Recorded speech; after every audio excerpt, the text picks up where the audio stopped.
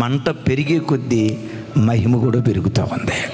కొంచెం శ్రమలు కోరుకున్నావు అనుకో, ఇహమందైనా పరమందైనా కొంచెం మహిమే దేవుడు నీకు ఇస్తాడు.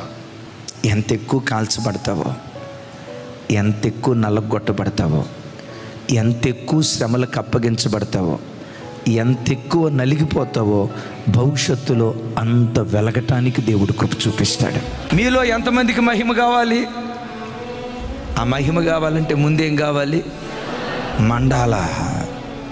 ఎంత మండుతావో అంత ఖరీదైన వాడిగా మార్చబడతావు. దేవుడు ఎక్కువ శ్రమలు నీకు అనుమతించాడా?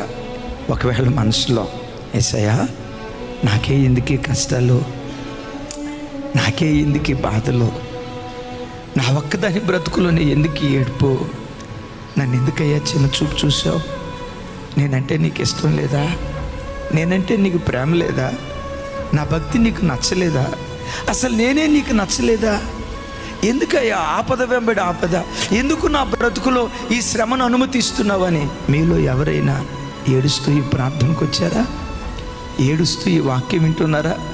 ఈరోజు కాల్చబడుతున్న తమ్ముడు, ఈరోజు శ్రమల కొలిమిలో నల్లగొట్టబడుతున్న చెల్లి, ఈరోజు ఎంత నలుగుతున్నావో భవిష్యత్తులో అంత వెలిగేటట్లుగా దేవుడు కార్యం చేయబోతున్నాడు.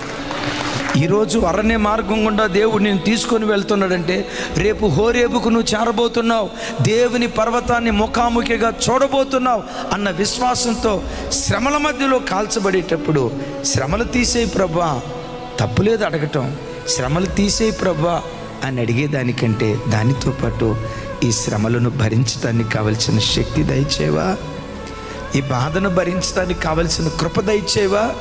యేసు నామం పేరిట ఆ కృప కొరకు దేవుని సన్నిధిలో వేడుకొందుము గాక.